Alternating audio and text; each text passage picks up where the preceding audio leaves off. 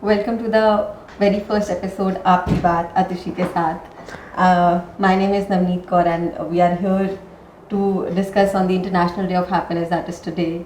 I've been a former Teach for India fellow and right now working with the Delhi government on its education projects. So first of all, I'd like to welcome you, ma'am. Thank you.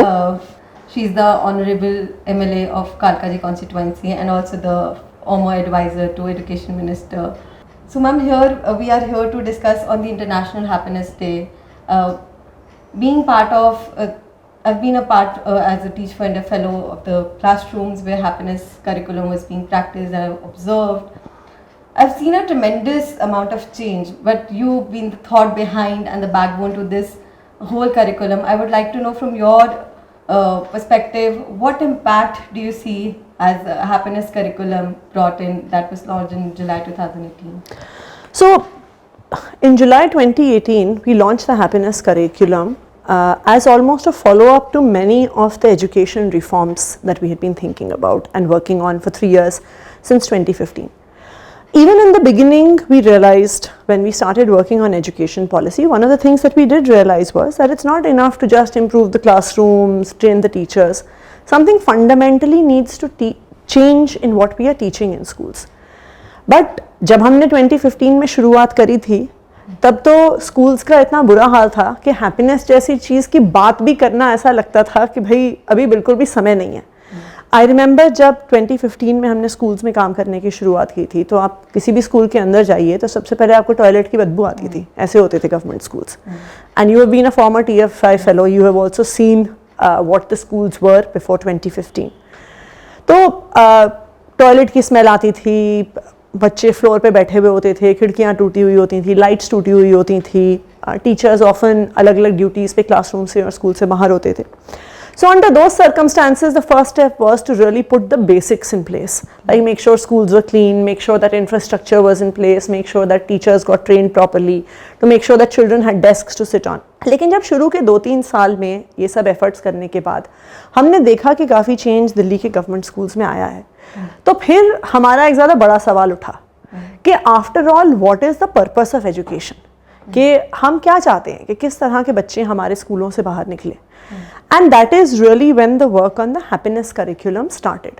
That finally हम एक अच्छा इंसान, एक खुश इंसान जो खुद भी खुश रहे, समाज में भी positively contribute कर सके. That is the kind of people, that is the kind of children we want should be coming out of our schooling system. And yet अगर आप देखिए, अगर मैं ये बात किसी से भी कहूँ तो कोई इस बात को डिनाई नहीं करेगा कि हमारी एजुकेशन का पर्पस कहीं ना कहीं यही है. बट हम फिर भी बच्चे को 14 साल स्कूल में रखते हैं और ऐसी चीज़ों की बात भी नहीं करते हैं. If you were to look at our school curriculum, what we see is that we spend 14 years where the child really is taught things that they never need in the rest of their life. For example, school से pass out होने के बाद हम में से किसी को algebra use करने की ज़रूरत पड़ी है, किसको कोऑर्डिनेट ज्योमेट्री यूज़ करने की ज़रूरत पड़ी है. लेकिन हम स्कूल में बहुत समय बिताते हैं, हम बच्चों को पढ़ाते हैं, फिर उनका एग्ज़ाम लेते हैं. And yet the most important things that affect the life of every adult individual, कि भाई my sense of self-confidence, my sense of self-worth, self-esteem, how do I get along with others in my family, my friends, relationships, how to work in teams, इस सब पे कोई बात नहीं करता 14 साल में. And really these are the most important things for everyone in their lives. And that is how the happiness curriculum really started. Can we discuss and work on this core aspect of human beings?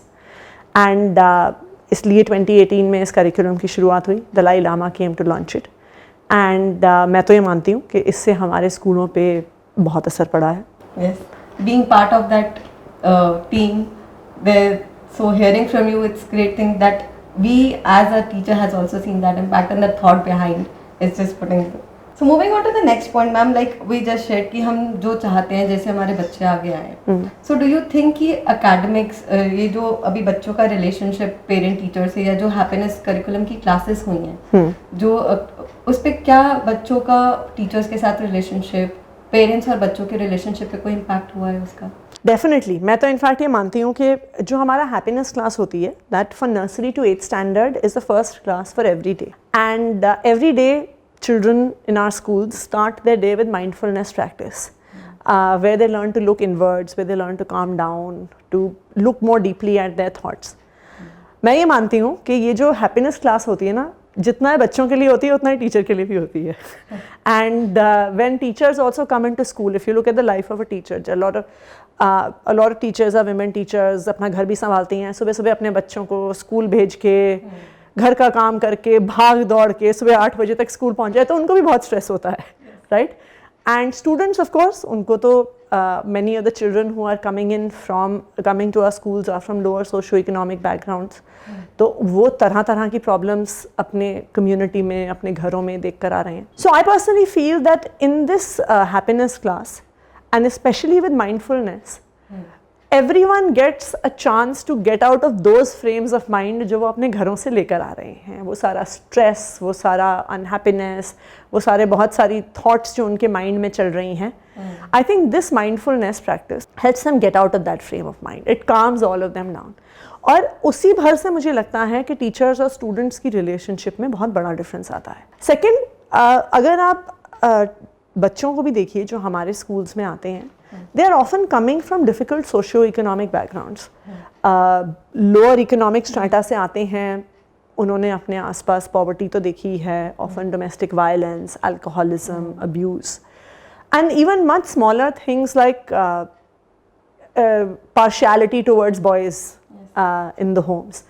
Now, जब कोई बच्चा अपने साथ इतना सारा baggage लेके classroom में आता है, आई रिमेंबर एक बारी एक लड़की ने हैप्पीनेस पे हमारी कोई डिस्कशन हो रही थी तो उसने बताया कि पहले मैं हमेशा जब स्कूल आती थी, मैं इस बात की मुझे हमेशा नाराज़गी रहती थी कि जब हम सुबह घर से निकलते तो मेरी मम्मी मेरे भाई के लिए ज़्यादा टिफ़िन पैक करती थी, मेरे लिए कम टिफ़िन पैक करती थी. सो वो बच्चा ये भी बैगेज अपने घर से लेके आ रहा है, और अगर वो इस बैगेज को लेके जब क्लासरूम में बैठेगा तो उसका कितना ध्यान अपनी मम्मी पे और उनसे नाराज़गी पे रहेगा और कितना ध्यान एक्चुअली पढ़ने पे रहेगा. एंड सो जब बच्चा वो माइंडफुलनेस मेडिटेशन करता है तो उसका क्लास में ध्यान भी इम्प्रूव होता है. टीचर्स भी एक बार they are in a more calmer frame of mind after having been through the mindfulness practice, are also able to interact with children better. Second, a very interesting aspect of the happiness curriculum is the fact that हम ना moral science नहीं कराते हैं, हम preach नहीं करते हैं बच्चों को. बहुत सारी हम stories, situations, etc. स्टूडेंट्स को देते हैं, फिर हम उन्हें कहते हैं कि अच्छा आप बताओ कि अगर आप इस सिचुएशन में होते तो क्या करते, या आपको क्या लगता है कि जो इस कैरेक्टर ने किया वो ठीक था कि नहीं था, या let's do a role play to see what are the 3 different ways in this which this problem can be dealt with. So a child also learns gradually to not be reactive about situations, to be able to think कि अच्छा इस situation में सिर्फ ये तरीका नहीं है react करने का, ये 3 और तरीके भी हो सकते हैं. फिर यही बच्चा अपने क्लासरूम में भी अलग तरीके से बिहेव करता है, घर पे भी करता है. एक बहुत इंटरेस्टिंग स्टोरी आप पेरेंट्स के बारे में पूछ रही थी. मैंने एक हिंदुस्तान टाइम्स में रिपोर्ट की थी एक जर्नलिस्ट ने. So she visited one of our schools and she said कि मैंने एक 6th या 7th की लड़की से बात की और वो मुझे बता रही थी कि एक दिन मेरे पापा घर पे आए, बहुत गुस्से में थे, स्ट्रेस में थे. So this 7th standard girl who is 12-13 years old tells her father कि हमें ना हमारी स्कूल में हैप्पीनेस क्लास में सिखाते हैं कि गुस्सा कैसे कम कर सकते हैं और स्ट्रेस कैसे कम कर सकते हैं. अगर आप चाहो तो मैं आपको सिखा सकती हूँ. एंड मतलब ये भी बच्चे का कॉन्फिडेंस देखिए, this is also growth in the confidence of the child. हालांकि उसके फादर ने उसकी एडवाइस ली नहीं, बट आई थिंक ये भी एक बच्चे को अपने फीलिंग्स को एक्सप्रेस करने का, एक कॉन्फिडेंस का भी मौका मिला. And I think that is also a very big change. True, like what you are saying, I'm totally able to get that point कि बच्चा इतने स्ट्रेस में आता है, जिस कम्युनिटी से आता है, मैं जिस कम्युनिटी में थी वहाँ पे भी ऐसे इश्यूज होते थे. सो जो बैगेज वो लेके आते हैं, definitely I think happiness curriculum has played a very important role. But on the other hand I also like to know कि उसका पढ़ाई के साथ कोई रिलेशन हुआ, पढ़ाई पे उसका कोई इफेक्ट हुआ, कैसा इफेक्ट हुआ अगर हुआ है. देखिए, आपने तो खुद क्लासरूम में पढ़ाया हुआ है, तो आपको तो ये पता है कि जब बच्चा परेशान होता है तो वो क्लास में अटेंशन नहीं पे कर सकता. And in fact it's interesting, before we started the happiness curriculum, one of the things that we had been working on for many years was this program called चुनौती, जहाँ पे जो बच्चे अपने लर्निंग लेवल से नीचे थे उनको हम अलग अलग ग्रुप्स में डिवाइड करते थे कि उनको basic reading, writing, basic maths आ सके. एक बार ही हमारा इसका चुनौती का एक समर कैंप चल रहा था and deputy CM Manish Sisodia ji और मैं एक स्कूल में गए थे. एंड जो लर्निंग लेवल, जो लोएस्ट लर्निंग लेवल वाला ग्रुप था, उनके साथ हम बात कर रहे थे. गर्ल्स स्कूल था, आई थिंक 18-19 लड़कियां थीं उस ग्रुप में। एंड जब हमने उनसे बात करनी शुरू की तो मनीष जी ने कुछ सवाल पूछे कि आप क्या करते हो, आपके मम्मी पापा क्या करते हैं, और विद इन 5-7 मिनट से खुल के आया कि उन 18 में से 6 लड़कियां सिंगल पेरेंट होम से आती थी।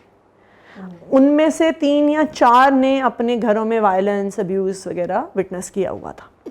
तो ये भी नज़र में आया कि there is clearly a linkage between non-performance in academics and children not being able to learn and the mental trauma and stress that they undergo. तो इसलिए क्लियरली हैप्पीनेस करिकुलम के जो लार्जर इम्पैक्ट्स हैं बच्चे की साइकोलॉजी पे, उनका असर एकेडमिक्स पे तो आना ही आना है, क्योंकि जब बच्चा घर में स्ट्रेस को फेस कर रहा है, डिफ़िकल्ट सिचुएशंस को फेस कर रहा है, तो obviously then that is bound to have an impact on the learning levels and the learning ability of that child. Happiness curriculum के माध्यम से मुझे लगता है कि हम बच्चों को बहुत सारी जकड़न से एक बाहर निकलने का मौका दे देते हैं। And I think that is one of the biggest contributions of the happiness curriculum. I can clearly remember when I was teaching in school, so one of the students, so happiness curriculum classes were taking place, and one of the students came up with how she's being asked to not study further. That thing came up कि मुझे पढ़ने नहीं दे रहे, मेरे भाई को वो आगे बढ़ाना चाह रहे हैं। सो आई थिंक जब वो क्लास हुई, जब वो मॉडल जो हम बात करें मॉडल वैल्यूज़ या लेसन्स नहीं होते हैं, तो जब हैप्पीनेस करिकुलम की बात हुई, शी बिकेम एक्सप्रेसिव, मतलब कहाँ वो दिल में अंदर रख के बैठ रही थी। Exactly. So when you shared I could recall कि एग्जैक्टली मुझे लगता है दूसरा ना, जो हमारी regular day to day classes होती हैं मैथ्स में, ज्योग्राफी में, हर बच्चे के पास बोलने के लिए और कंट्रीब्यूट करने के लिए ज़रूरी नहीं है कि कुछ होता है, लेकिन एक हैप्पीनेस क्लास में जब हम ग्रैटिट्यूड डिस्कस कर रहे होते हैं और हमारी लाइफ में कौन कौन से ऐसे लोग हैं towards whom we feel grateful, then everyone has something to say. When have they felt a sense of compassion towards someone? तो हर बच्चे के पास कुछ कहने को, कुछ एक्सप्रेस करने को है, and I think this in itself has also played a major role. So in the times when mental health, we say it's a very important issue, what role do you see of happiness curriculum overall? मुझे तो लगता है कि happiness curriculum schools के बाहर भी सब लोगों के लिए शुरू होना चाहिए, because the fact is, as I said, that we all face mental health challenges, and ये एक मॉडर्न, फास्ट मूविंग, कंपेटिटिव दुनिया की का एक कॉन्सिक्वेंस है। And I think, as I said, कि कहीं ना कहीं इसमें शायद हमारी education falls short. Why? Because we spend 14 years in school, उसके बाद 3-4 साल हम कॉलेज में रहते हैं, लेकिन लाइफ के जो सबसे इंपॉर्टेंट इश्यूज होते हैं ना, उस पर कोई बात ही नहीं करता कि मेरी सेंस ऑफ सेल्फ वर्थ कहाँ से आएगी, अगर मैं किसी से इन्फीरियर या सुपीरियर फील करता हूँ तो मैं उससे कैसे डील करूँ, मैं 4 लोगों के बाद सामने अगर अपनी बात रखने में नर्वस फील करता हूँ तो मैं उससे कैसे डील करूँ, कि मैं अपने घर परिवार के सवालों के साथ मेरा बार बार झगड़ा होता रहता है, तो how do I work on that, right? My boss, I have a difficult boss, how do I deal with that? तो मेरी अपनी टीममेट से नहीं बनती, कॉलीग से नहीं बनती, मैं कैसे डील करूँ? ये सारी हमारी लाइफ के ना सबसे बड़े चैलेंजेस होते हैं, और हमारा सबसे ज़्यादा माइंड स्पेस ऑक्यूपाई करती हैं ये चीज़ें। येट जो हमारी 14, 15, 20 साल की एजुकेशन है, वो इसके बारे में कोई बात नहीं करती है। तो फिर क्या होता है? फिर हम सब एडल्ट्स हो जाते हैं, और एडल्ट से एक्सपेक्टेशन होता है that we know exactly what to do, we know exactly how to behave. तो फिर हम लाइफ में क्या कहें, मतलब गिर गिर के सीखते हैं ना, जैसे we make our own mistakes, and वो लुढ़क के गिर के फिर हम एज एडल्ट सीखते हैं, एंड देन जब तक हम मिडिल एज हो जाते हैं, बड़े हो जाते हैं, then we have some life lessons on all of these things, whereas in the first place it is our education system that should have been talking about these things, and which is why I think that something like happiness classes, which is, what is it? It is a safe space where people can talk about their social, emotional, psychological issues. ऐसी safe space मुझे लगता है सबको चाहिए, चाहे वो बच्चे हों, चाहे वो बड़े हों, चाहे वो बुजुर्ग हों, and as a society I think more spaces like this we create, we will definitely be a much healthier and happier society. True. So happiness as a science, what does it mean to the world or to the future society, to the coming generation, and इसका क्या role रहेगा या रहता है कि जो हमारी generation, हमारी सोसाइटी जो भी फील्ड चूज करती है, उसमें क्या हैप्पीनेस, क्या रोल है उसका? इंटरेस्टिंगली अगर आप देखिए, दुनिया में हैप्पीनेस पे बहुत रिसर्च हो रही है, and in different disciplines. Economist happiness पे रिसर्च कर रहे हैं, साइकोलॉजिस्ट हैप्पीनेस पे रिसर्च कर रहे हैं, न्यूरोसाइंटिस्ट हैप्पीनेस पे रिसर्च कर रहे हैं, because I think everyone is recognizing the importance of this. And एक बड़ी interesting, there was a professor from LSE जिसने एक हैप्पीनेस करके किताब भी लिखी हुई है. And one of the things that he had, one small research that he had done actually showed कि जो हम एक ना, जैसे हमारी दुनिया में से रैट रेस कहते हैं कि लोग अपना इनकम और बढ़ाने और बढ़ाने और बढ़ाने में लगे रहते हैं. So one interesting research that he had done when he, उन्होंने क्वेश्चनर, एक सर्वे लोगों को वो डिस्ट्रीब्यूट किया कि which one would you prefer, an income of $700 when everyone around you had an income of $500, or an income of $1,000 when everyone around you had an income of $1,100. Assuming कि सारी cost और standard of living सब चीज़ों का same रहा, कि आपको $1,000 मिल रहे हैं लेकिन आपके आसपास वालों को सिर्फ थोड़ा सा ज़्यादा मिल रहा है, या आपको 800 मिल रहे हैं which is lesser but you are getting more than those around you. And 80% people chose to get $800 because those around them were getting lesser. And I think ये हमारे लिए सोचने की बात है कि basically this is what is fueling so much of competition. This is what is fueling often very difficult work environments and things. तो हमें कहीं ना कहीं इंसान को, human psychology को, and what is it in this pursuit of happiness, कि what is it that's actually going to bring us internal satisfaction, समझना पड़ेगा. क्योंकि उसका फिर असर हमारी सोसाइटी पे भी पड़ता है, हमारी इकोनॉमी पे भी पड़ता है, पूरी दुनिया पे पड़ता है. And which is why I think that now this whole question of understanding happiness, both at the level of its impact on the economy, both at the level of its impact on human psychology, I think अब हर तरफ इसकी बात हो रही है. I think जो, अगर आप भूटान में देखिए कि GDP की जगह ग्रोस नेशनल हैप्पीनेस, ग्रोस तब सो एन इकोनॉमिक इंडिकेटर की जगह एक हैप्पीनेस इंडिकेटर जिसकी भूटान बात करता है, I actually think that is the direction in which the world will actually move. Because अभी भी ज़रूरी नहीं है कि, अगर आप देखिए कि सबसे, अगर आप देखिए बहुत हाई सुइसाइड रेट्स होते हैं among some of the most economically affluent sections of society. ठीक है, इसका ये क्या दिखाता है कि ज़रूरी नहीं है कि पैसा ही होगा तो आप खुश हो जाओगे, right. So finally what is it that will make a human being satisfied, and is our society geared towards that? शायद धीरे धीरे हम सबको उसी तरफ जाना होगा. सो मैम, अभी वी नो कोविड टाइम्स चल रहे हैं, लोगों की जॉब्स गई है, सर्वाइवल एक टास्क हो गया लोगों के लिए. तो इस टाइम पे what do you suggest, how do people practice happiness in this difficult hour when COVID has left people with no jobs और सर्वाइवल के वो है? देखिए, हमें एक चीज़ समझनी पड़ेगी. I will definitely like to say one thing कि a society can not be happy as a whole if there is, अगर हमारी सोसाइटी का largest, significantly large portion of people who are have nots, जिनके पास नौकरी नहीं है, जिनके पास हेल्थ केयर नहीं है, जिनके पास एक्सेस टू एजुकेशन नहीं है, जिनके पास इकोनॉमिक लाइवलीहुड के तरीके नहीं हैं, जिनके पास सेफ्टी सिक्योरिटी नहीं है. सो अगर society as a whole needs to be happier and more satisfied, then we have to ensure the happiness and wellbeing of all citizens. ऐसा नहीं होगा कि मेरे पास खाना नहीं है और मैं ध्यान करके खुश हो जाऊंगी, right. So definitely equity in basic needs that all citizens of the world, definitely of our country, हम अपने देश की बात करें तो, need to have access to basic services. तभी as a society and as a country we can be much happier.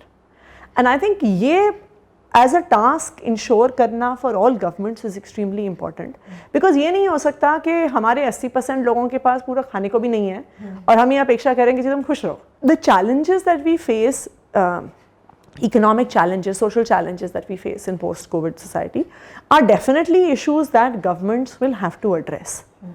Having said that, her difficult situation में भी जितना हम अच्छे से उस सिचुएशन को समझ पाते हैं, कोप कर पाते हैं, उससे डेफिनेटली हमारा स्ट्रेस तो कम होता ही है. सो कुछ तो उसमें इंडिविजुअल का भी रोल है in terms of how they respond, and definitely all kinds of happiness related practices like mindfulness, meditation her situation में हेल्प करती हैं. But definitely society and governments have a role to play. We discussed about what as a society happiness means to them. Now coming to you, what is happiness for you? And how do you practice it daily in your life? How do you do it in your day-to-day life? I personally, मुझे ऐसा लगता है कि देखिए happiness finally for an individual, long lasting happiness comes from a sense of purpose. अगर हमें लगता है कि I have a sense of meaning in my life, I have a sense of purpose, उससे इंसान को एक लंबे समय तक हैप्पीनेस मिलती है.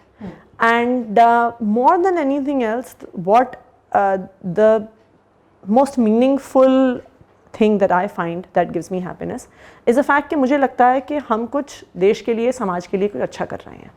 The fact that in the last 6 years we have been able to contribute to the education of lakhs of children across Delhi, that gives me happiness.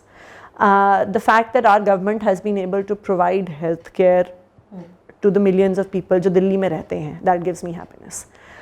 The fact that I am part of a movement, a political party, a government that is changing the lives of the lakhs of people who live in Delhi, that gives me happiness. So finally मुझे लगता है कि जब हम किसी बड़ी चीज़ में contribute करते हैं, जब हमें लगता है कि हमारे actions से किसी और की life में सुधार आ रहा है, I think that is what gives one happiness, and that is definitely what gives me happiness. Of course बहुत और चीज़ों से happiness भी आता है. एक अच्छा कप कॉफ़ी पीती हूँ तो मुझे तो बहुत खुशी होती है. And going out with friends and friends, family, etc. that gives me happiness. Movies देखना is something that I have always enjoyed. Unfortunately, COVID times ने मेरा वो source of happiness ले लिया है. And I enjoy walking. I find walking very meditative. So that also gives me happiness. And जब ज़्यादा परेशान होती हूँ तो actual meditation, I think that brings me out of मुझे लगता है कि जब हम mindfulness और meditation practice करते हैं तो कई बारी हम अपने ना like किसी negative thought में जब बार बार घूमते रहते हैं तो meditation और mindfulness से हम उससे बाहर निकल के थोड़ा एक fresh तरीके से situation को देख पाते हैं. What would you say to the audience that is listening to you on this International Happiness Day? I think, as I said, मेरे ख्याल से सबसे ज़रूरी चीज़ है purpose. और सबसे ज़रूरी चीज़ है कि हम दुनिया में कुछ अच्छा कर पाएँ. अगर आप देखिए, one of the biggest challenges that like I see with a lot of people who are studying with me in college and things, बहुत सारे लोग ना इस उम्र पे आके मिड लाइफ क्राइसिस फेस करते हैं क्योंकि हम लाइफ में बहुत सक्सेसफुल हो गए. पहले एक नौकरी की, फिर दूसरी की, फिर सैलरी बढ़ गया, फिर सैलरी बढ़ गई. अब 40 साल की उम्र तक आप एकदम अपनी कंपनी के टॉप पे आ गए. अब आपके पास बड़ी गाड़ी भी है, कई बारी दो भी हैं, बड़ा घर भी है. अब क्या करो? Like you are at the peak of your career at 40 years of age. And what is it that you are lacking? You are lacking a sense of purpose. You are lacking a sense of contribution to society. You are lacking a sense of contribution to the country. और मुझे ये लगता है कि long run में अगर हम अपने देश के लिए, अपने समाज के लिए कुछ कर पाते हैं तो मुझे लगता है कि that really is the greatest source of happiness. Thank you so much, ma'am, for sharing your thoughts and your perspective on the International Happiness Day. Thank you. you. The very first episode of आपकी बात अतिशी के साथ. Thank you.